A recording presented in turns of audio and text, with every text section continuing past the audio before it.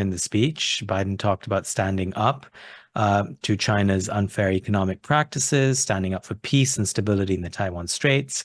He mentioned Indo-Pacific. He talked about the Chips and Science Act, which prevents top US technology from being sold to China. He called for competition, not conflict. But that was it. That was it, really. Does that surprise you that that's all the airtime that China got?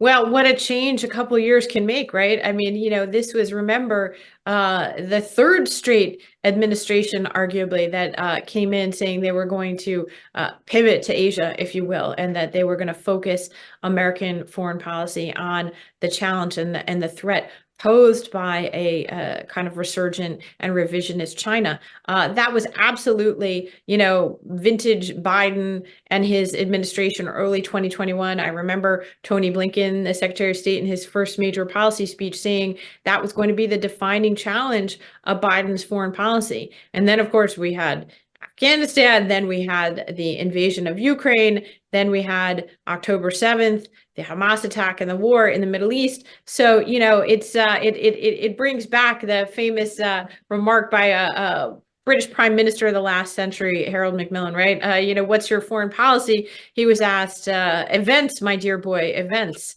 The best laid plans of presidents and prime ministers get put aside when events happen.